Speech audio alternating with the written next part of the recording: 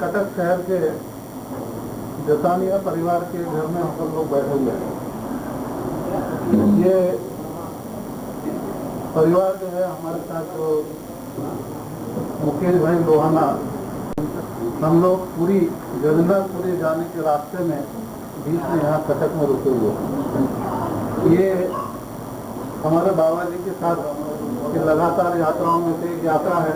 कुछ समय पहले अचानक तौर से रायपुर में मेरे मुंह से निकल गया है कि बाबा जी ने आज तक पूरी कभी देखा नहीं, और बाबा जी ने बोला चलो अब हम पूरी चलते। मेरे को मालूम नहीं कि ये पहले से तय था या बाद में तय हुआ, लेकिन मेरे बहुत दिनों से ऐसी इच्छा थी कि एक बार जगन्नाथपुरी के दर्शन करो। लेकिन ये सभी जानते हैं कि हमारे चाहने से कुछ होता नहीं है, चाहने से होता है, ईश्वर के चाहने से होता है। और उसकी इच्छा थी, इसलिए आज मैं यहाँ बाबा जी के साथ उपस्थित हूँ और आप लोग के घर में। बाबा जी ने बोला दो शब्द बोलो, दो शब्द बोलने का काम हमारा अच्छा रहता है। यहाँ जैसे वही बात बताता हूँ जो दूसरी जगह बताता रहता हूँ, और वही बात जो सदियों से लोग जानते आए वही बात मैं फिर से बता रहा हूँ कि हमारे बाबा जी जो आपके सामने बैठे हैं, कई लोग इनको संत बोलते हैं, कोई महात्मा बोलते हैं, कोई फकीर बोलते हैं, कोई किसी और दूसरे नाम से पुकारते हैं, कोई साधु बोलता है।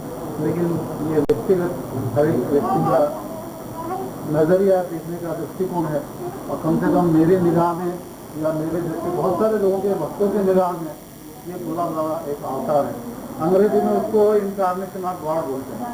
इनकार्नेशन ऑफ गॉड का मतलब जिसमें ईश्वरीय गुण जन्म से विद्यमान रहते हैं उसको हम अवतार का अवतार, क्योंकि ईश्वर शब्द इतना व्यापक और इतना बड़ा है कि वो आसानी से समझ में नहीं आता कि ये व्यक्ति ईश्वर कैसे हो सकता है, क्योंकि ईश्वर शब्द ही इतना बड़ा है कि उसके बाद कुछ बचता नहीं है। सबसे बड़ा है कि कोई स्थिति हो सकती है तो ईश्वर की स्थिति हो सकती है। तो हम आसानी से इस बात को स्वीकार करने से हम कतराते हैं, घबराते हैं, परेशान होते हैं। लेकिन क्यों परेशान होते हैं उसका कारण है, कोई भी चीज मानने से इनकार करने के पीछे एक ही कारण रहता है, अपना अहंकार बीच में आता है।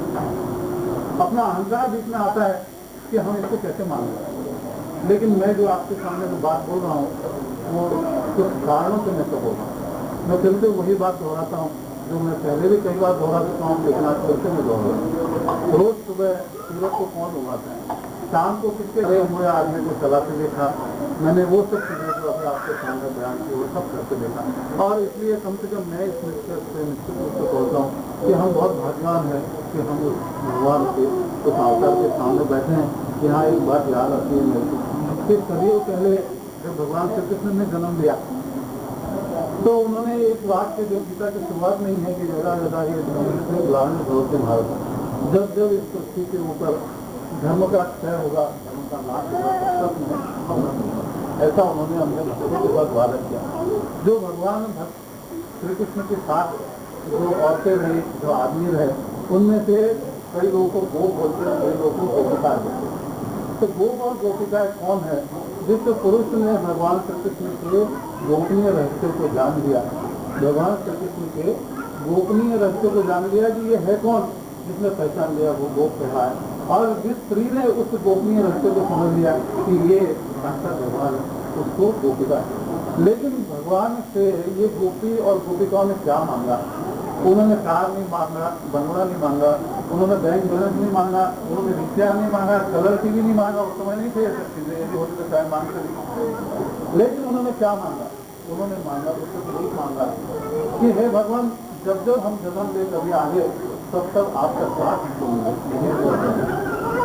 और मैं ये समझता हूँ कि शायद जिसको तथास्तु बोलते हैं, भगवान ने बोला और वो बार बार जब भी जन्म ले रहे तो वो उसी कृष्ण भगवान के साथ लेते। यदि कहीं है यहाँ में एक बात याद आती जो कई लोगों को अतिशयोक्ति पूर्ण लग सकती है, लेकिन ये आपने अपना अनुभव करना, उसको बताने के पीछे कुछ कारण है।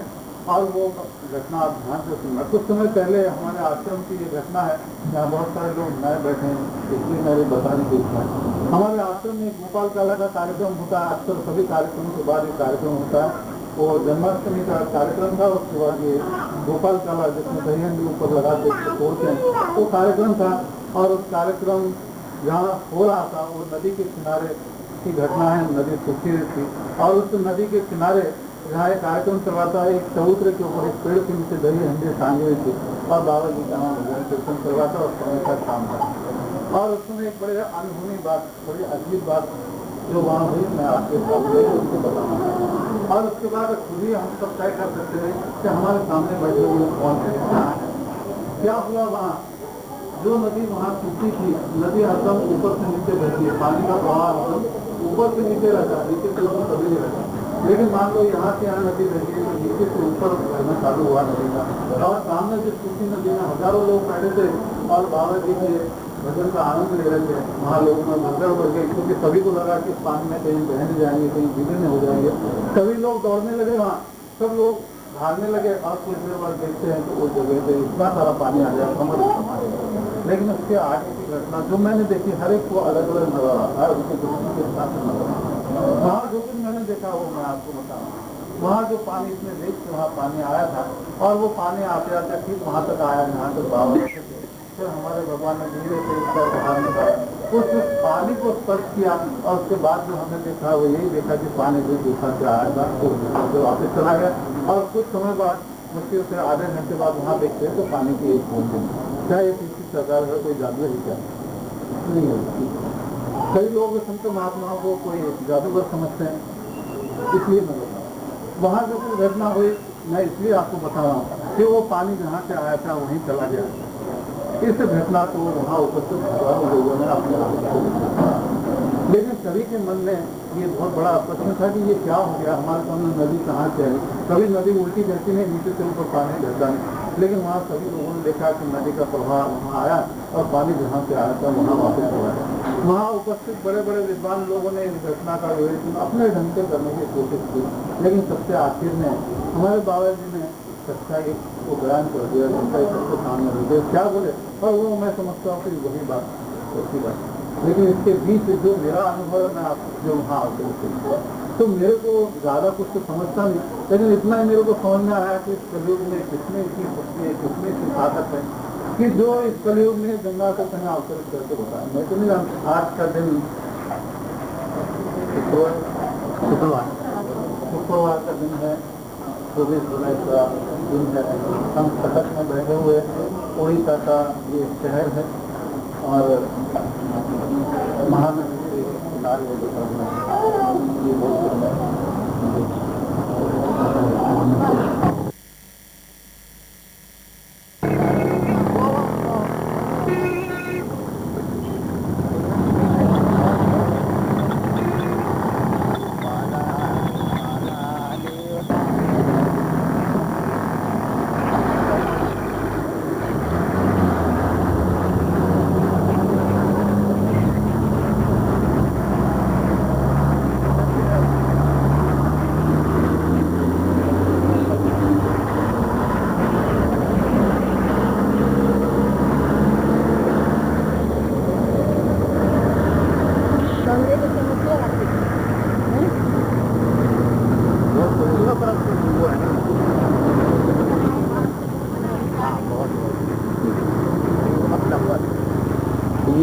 कटक स्थित महानदी है। यहाँ पर श्री संत गुलाब बाबा अपनी भक्त मंडली के साथ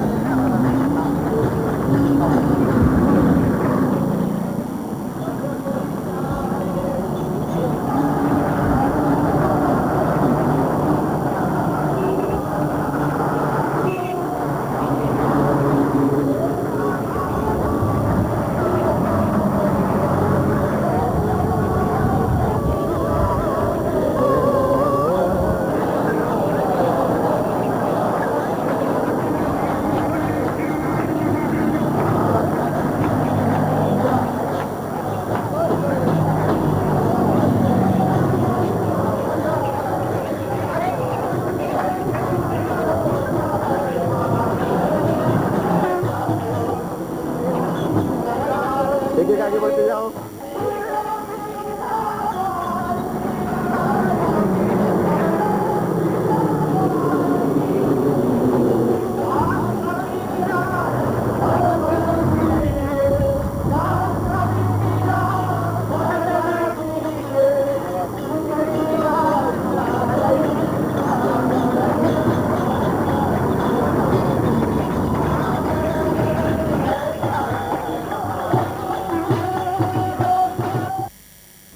बाबा जी भारतवर्ष के एक महत्वपूर्ण पावन धाम जगन्नाथपुरी में है और समुद्र का किनारा है।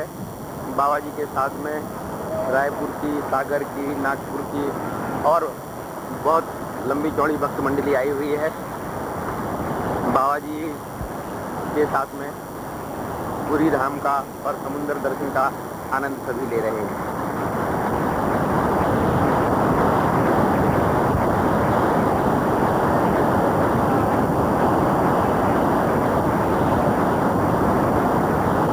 डॉक्टर साहब जा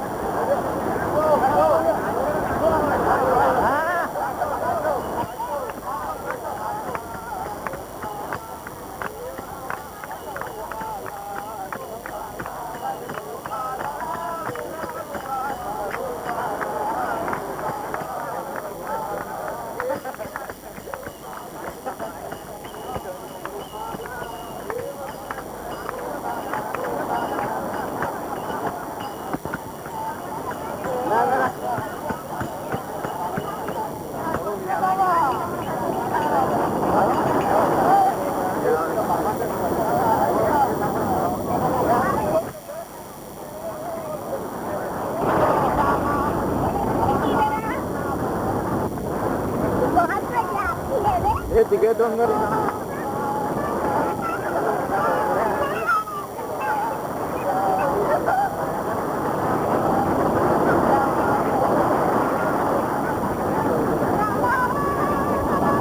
हे आपण इथे दोन करून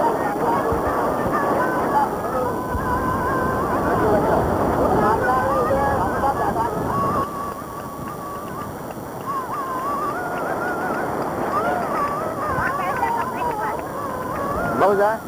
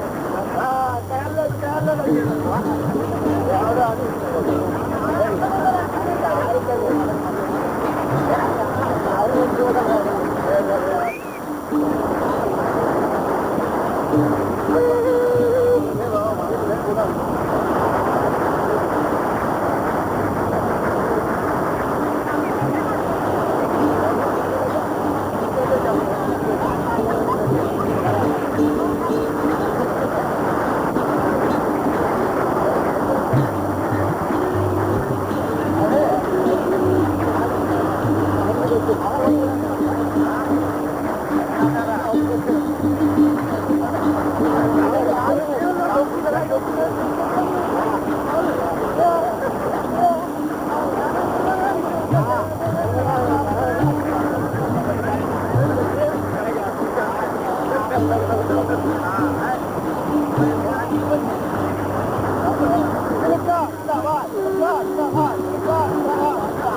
Ghiền Mì Gõ để không bỏ lỡ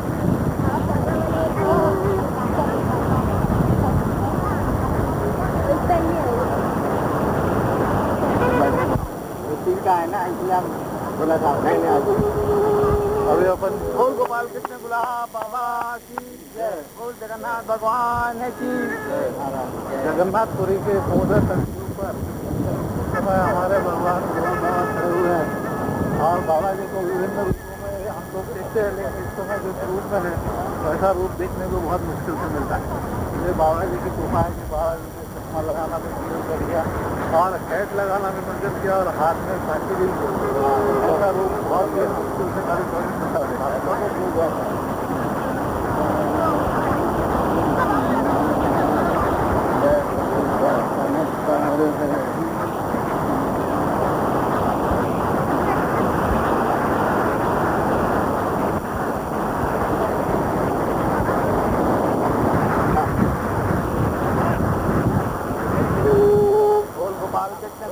बाबा की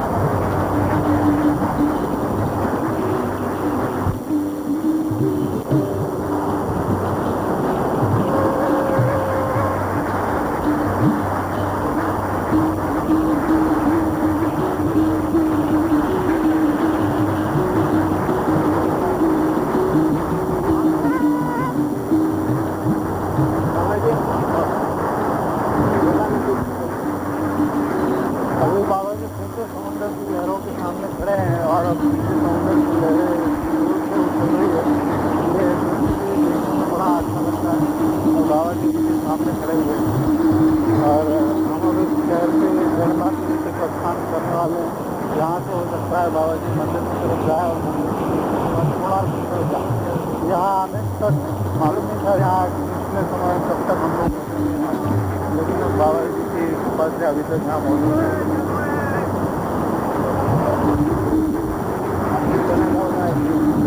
जगन्नाथपुरी के समुद्र तट के ऊपर इस समय हम लोग खड़े हुए हैं।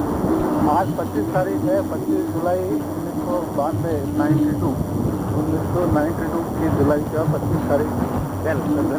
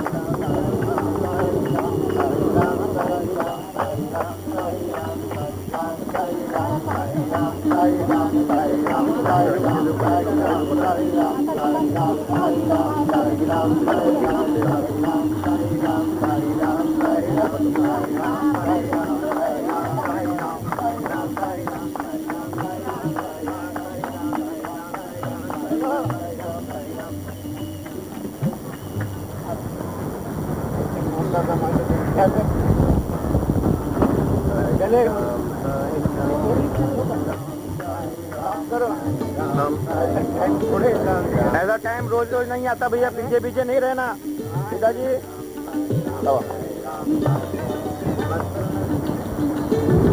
आज श्री संत गुलाब बाबा के साथ में 25 जुलाई 1992 में हम लोग स्वर्ग द्वार पर समुद्र के किनारे बाबा जी के साथ में सभी लोग यहाँ पर आए हुए हैं। के सागर खेल के काटेल के सभी जगह के भक्त लोग हैं और बड़ा आनंद आ रहा है।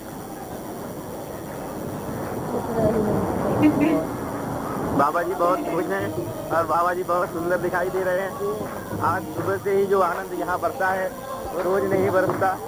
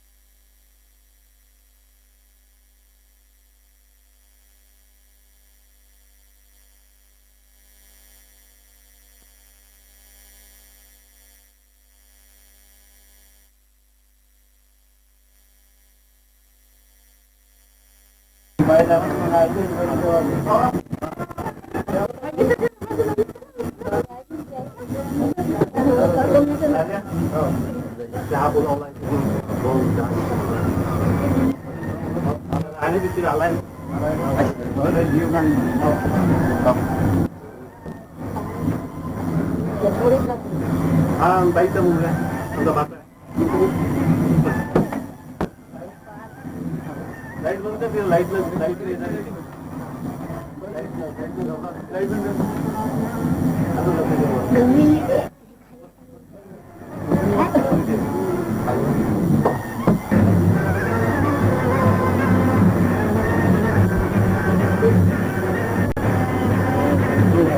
पंखा महाराज या में क्यों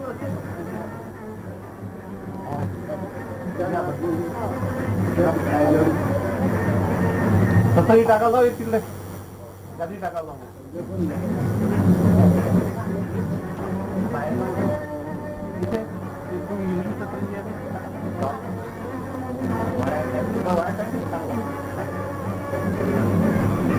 इथं सत्तरी टाका वाढत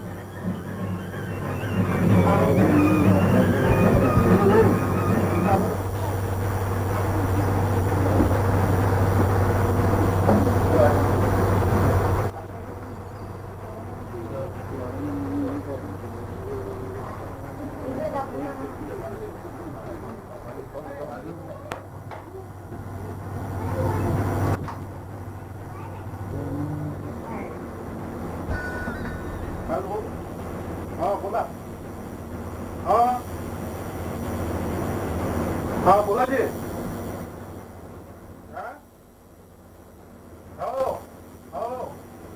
आता झाले जेवायला आहे म्हणा हवा आहेत ना इथे जेवण करून राहिले जेवायला आहे म्हणा देऊ काय फोन नाही नाही कोण आहे नंदुरबार बोलून राहिले बापा नंदुरबार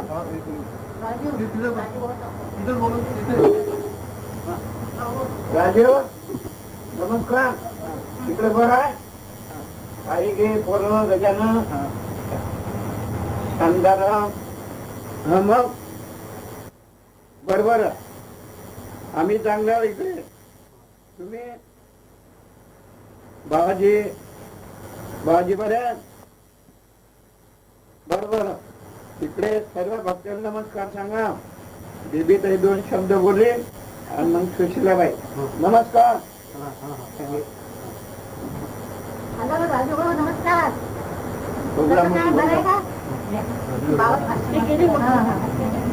नाही कोणाला माहिती एक पेन आणखी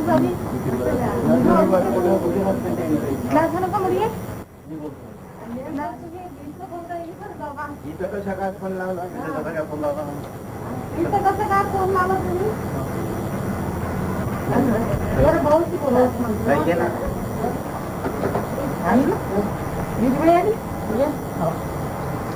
चांगला आहे भावासाठी आलं नाही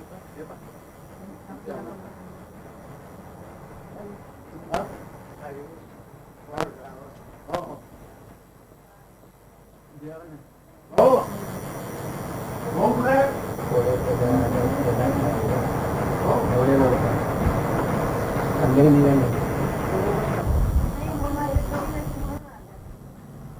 नाही असं काही नाही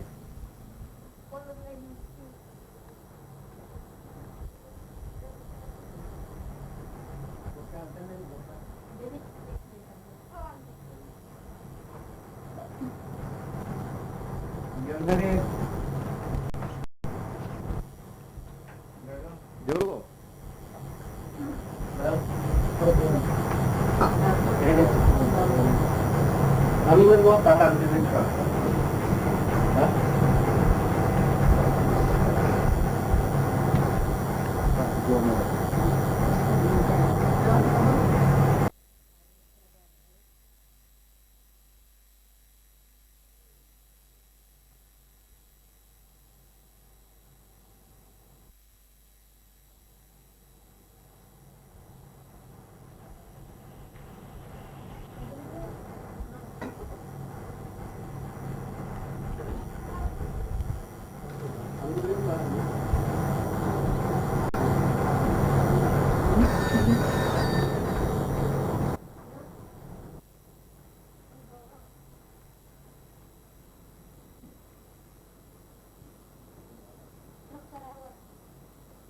ये हमारा उड़ा थोड़े थोड़े देगा हाँ बरं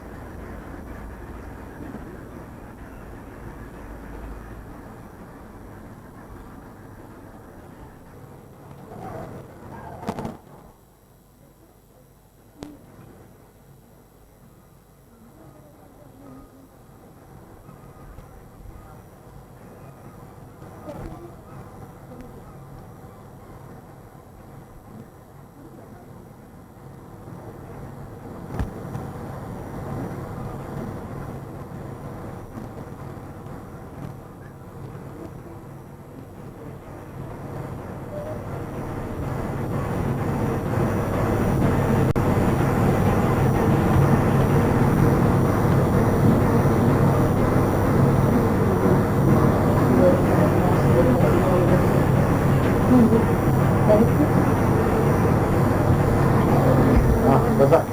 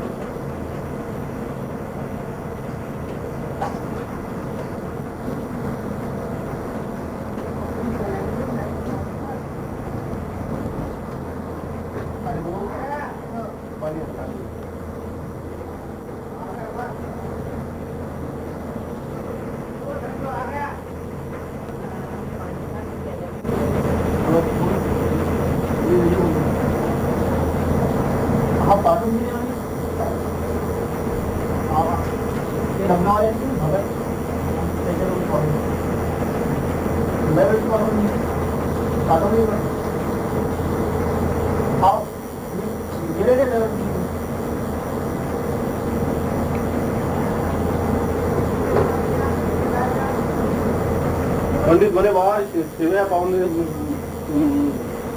नाही कोणाने खाऊ घातलं तर ते पाहुणे दूध आणण्यासाठी दूध प्यायच्या म्हणून शिवे तो आता करून राहील 2 वर्ष 3 वर्ष बघून येतोच नाही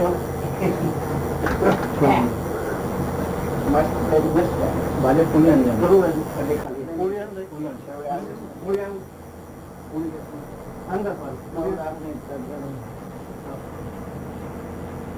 शिवे होऊन जाईल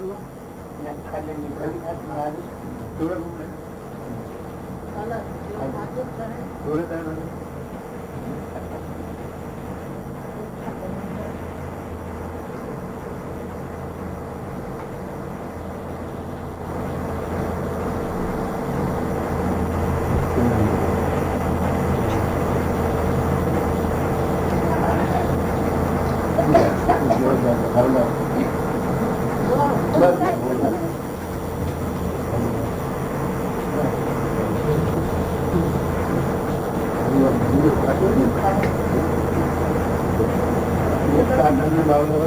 नंतर सोबत लोक आहे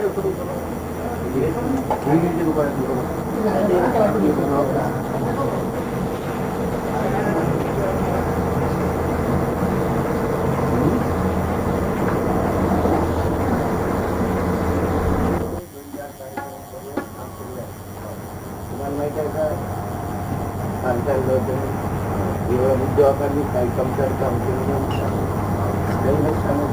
चांगले राहत माझ्यावर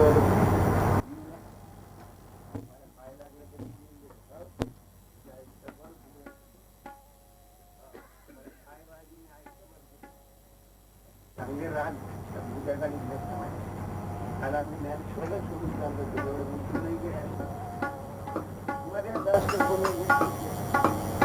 गेले महाराज आम्ही सहन त्यांच्यावर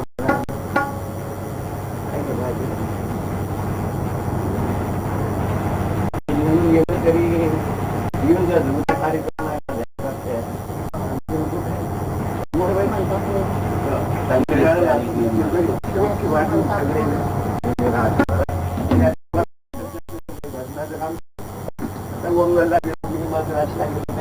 भाषाही समजत नाही आपण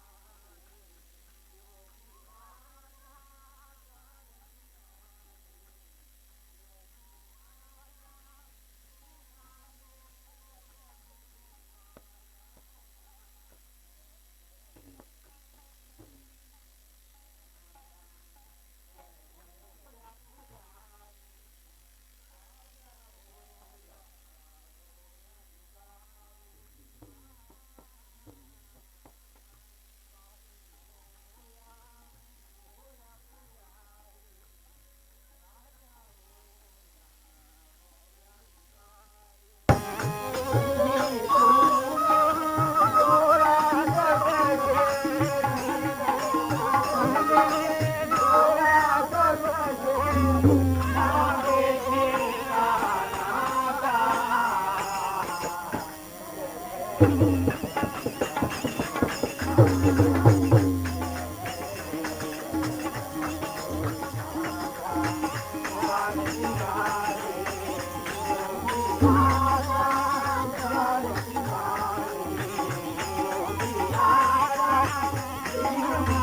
you.